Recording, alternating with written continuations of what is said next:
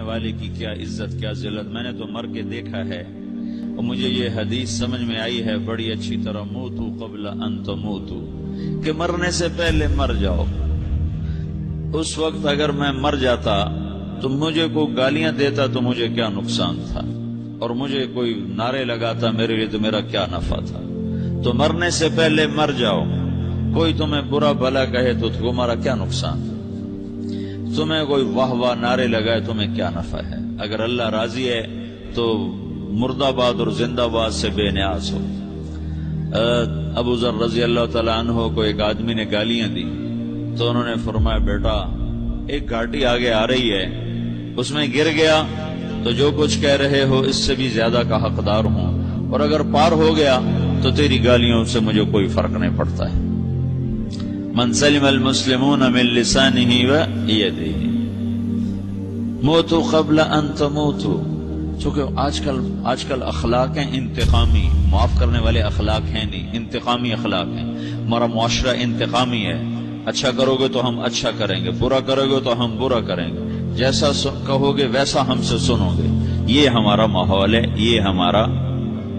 ایک ماں کہہ رہی تھی دوسری ماں کو، میرے پترا کدی کسی نے وقت سلام نہیں کیتا، بڑے فخر سے کہہ رہی ہے، ہمارے اپنے گاؤں کی بات بات، میرے پترا کدی نہیں کسی نے وقت سلام کیتا، مائی جڑا کرے انہوں کریں دیں، جڑا نہ کرے انہوں پوچھ دے ہی کوئی نہیں۔ یہ وہ فخر سے کہہ رہی، جو سب سے بڑا عیب ہے وہ سب سے بڑا فخر بنا ہوا۔ میرے پترا کدی نہیں کسی نے وقت سلام کیتا۔ جب ماں باپ نے یہ سبق دیا تو اولاد کا کیا قصور ہے؟ تو ہمارا معاشرہ انتقامی ہے، ایک کی 10 سنانے کا ماحول ہے، تو آپ 100 کی ایک بھی نہ سناؤ۔ احنف بن قیس رضی اللہ تعالیٰ عنہ پہ ایک آدمی نے چڑھائی کر کے لگا، ایک سناؤ گے نا تو 10 سنو گے میری طرف سے۔ تو احنف بن قیس کہنے لگے بھائی تو مجھے 100 بھی سنائے گا نا تو میری طرف سے ایک بھی تو نہیں سنے گا۔ ایک آدمی ان کی بڑی بےزتی کر رہا تھا اور وہ چل رہے تھے اور وہ 100 گالیاں بک رہا ہے۔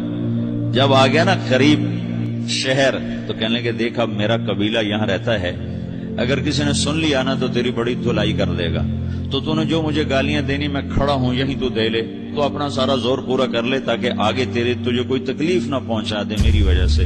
تو وہ پاؤں پہ گر کے معافی مانگنے لگا کہ واقعی تو بڑے حلم والا ہے۔ وہ مشہور تھے اپنے حلم میں، بردباری، اور لوگ ان کا امتحان لینے آیا کرتے تھے کہ بھئی کوئی ہے جو احنف کو غصہ دلا تو لوگ ناکام ہو جاتے تھے، ان کو غصہ نہیں آتا۔ ایسے ایک عرب سردار گزرا معن بن زائدہ، وہ بھی اپنے حلم میں بڑے مشہور تھے۔ ایک دفعہ لوگوں میں شرط لگ گئی کہ کوئی ہے معن بن زائدہ کو غصہ دلائے تو ہم اس کو انعام دیں گے۔ تو ایک شاعر نے کہا میں غصہ دلاتا ہوں، تم دیکھنا ایسے سیخ پا ہو جائے گا جیسے جانور۔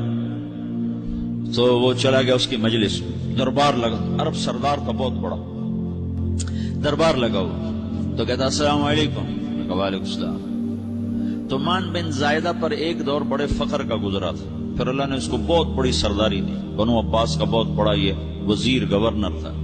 تو کہتا اتذکر اذ لحافک جلد شاۃ واذ نعلاک من جلد البعیر، کیوں بھائی تو یہ یاد ہے جب تیرا بستر بکری کی کھال تھا اور تیرے جوتے اونٹ کی کھال کے تھے؟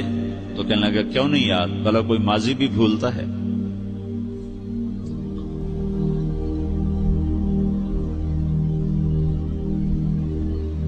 تو وہ کہنے لگا پہلا وار تو خطا گا، کہ فسبحان الذی اعطاک ملکا وعلمک الجلوس علی السریر، تو پھر ساری تعریفیں تو اللہ کی ہیں جس نے تیرے جیسے کو تخت پہ بٹھا دیا۔ کہاں بھئی ساری تعریفیں اللہ کی ہیں، میری تو کوئی اوقات نہیں۔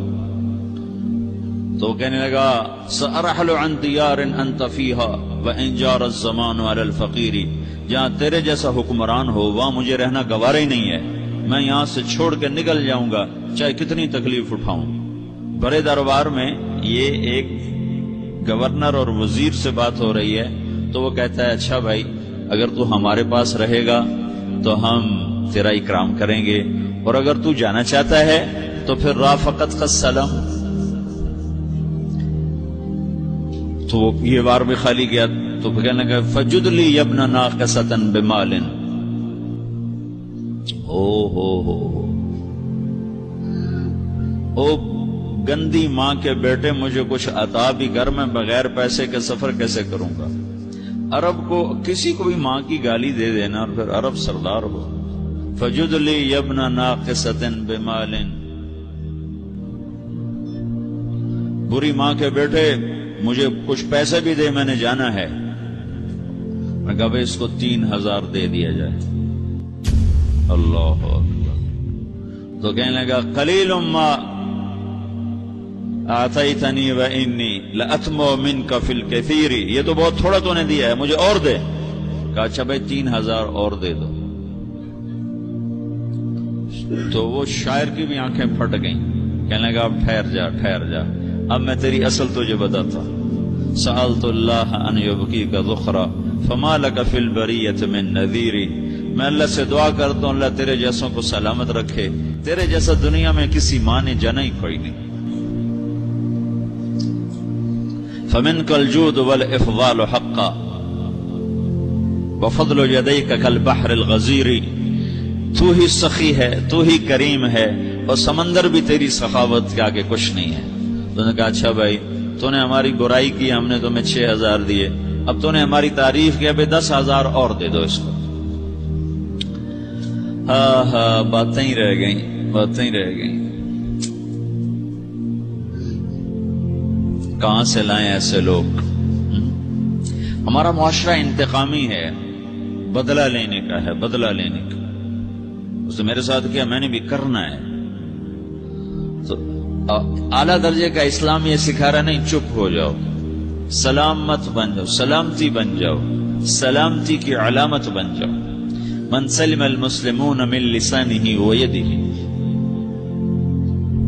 اب وہ سوال کرتا ہے یا رسول اللہ ای الایمان افضل، سب سے اعلیٰ درجے کا ایمان کیا ہے؟ اسلام کیا ہے؟ کلمہ، نماز، روزہ، حج، زکات.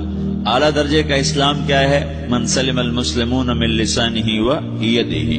یہ اخلاق کا ادنا درجہ ہے، ادنا درجہ ہے. ادنا درجے پر پہنچ کر آپ اسلام میں اعلیٰ درجے پر آ سکتے ہیں. وہ سوال کرتا ہے ایمان کیا ہے؟ تو آپ نے کہا اللہ پر، فرشتوں پر، کتابوں پر، رسولوں پر، موت کے بعد کی زندگی پر، تقدیر پر. اب ایک اور سائل سوال کرتا ہے ای الایمان افضل، سب سے اعلیٰ درجے کا ایمان کیا ہے؟ تو آپ نے فرمایا حسن الاخلاق، اچھے اخلاق سب سے اعلیٰ درجے کا ایمان ہے. جو آدمی اسلام میں، جو آدمی اخلاق میں، جو مرد عورت اخلاق میں ادنا درجے پر ہوتا ہے وہ اسلام میں اعلیٰ درجے پر پہنچتا ہے. اب اگر وہ اخلاق میں اعلیٰ درجے پر آ جائے تو اب یہ کہاں پہنچے گا؟ میرا نبی کہہ رہا ہے سب سے اعلیٰ درجے کا ایمان ہے حسن اخلاق، حسن اخلاق. ابو ہریرہ نے پوچھا یا رسول اللہ وما حسن الاخلاق، یہ بھی ایک اور حدیث ہے. یا رسول اللہ حسن اخلاق کیا چیز ہے؟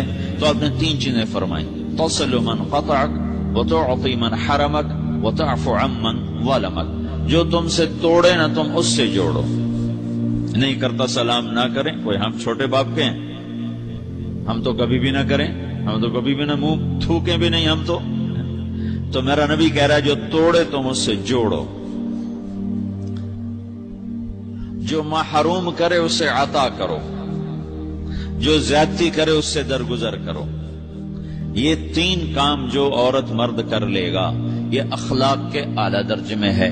جب یہ اخلاق کے اعلیٰ درجے پر پہنچتا ہے تو پھر میرا نبی کیا بشارت دیتا ہے؟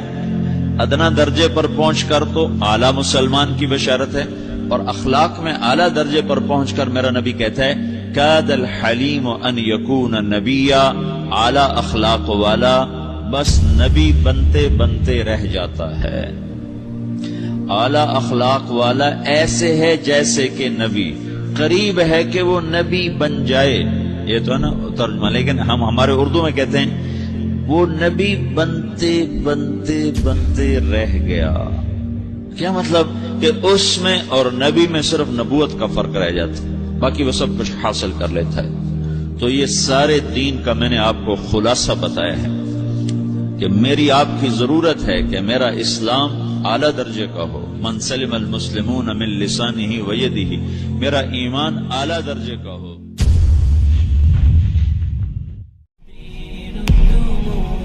سبيل مريح تنهدى يا